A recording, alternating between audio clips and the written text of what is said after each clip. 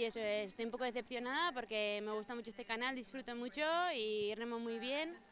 He cometido un error al principio de la manga, he saltado una puerta y bueno, con eso ya sabía que estaba fuera de cualquier opción de entrar en la final.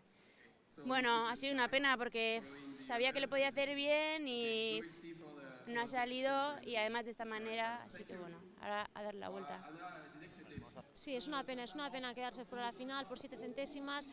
En un recorrido donde casi todo estaba hecho y me ha faltado esas últimas 3 puertas, que bueno, de las 2 se ha demasiado corto en remonte y se me ha ido todo ahí. Una final donde se ha entrado con muy poca diferencia de tiempo y bueno, he perdido ahí 2 segundos muy preciados. Descansar, que falta me hace también y bueno, es un mundial, pierdo la oportunidad de un mundial que estaba casi en casa y un mundial donde teníamos puesta mucha ilusión, pero al mismo tiempo hay más oportunidades, queda más temporada y bueno, voy a seguir trabajando con ganas y siempre buscando la mejora.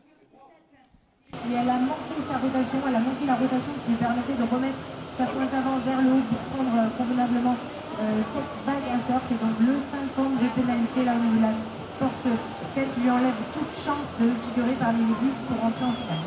Ah, c'est clair, c'est terminé. Bon, elle le fait, cette athlète n'est plus concentrée du tout maintenant. On va faire des erreurs là dans la 14-15 pour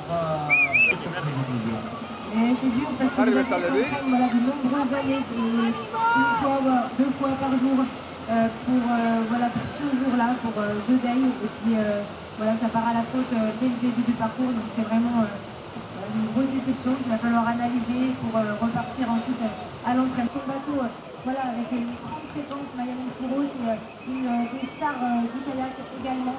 Là, on voit qu'elle était au niveau du décalé délicat, elle joue parfaitement avec les rouleaux, le bateau reste elle prend des repères sur les tiges pour passer au plus près sans les toucher pour l'instant.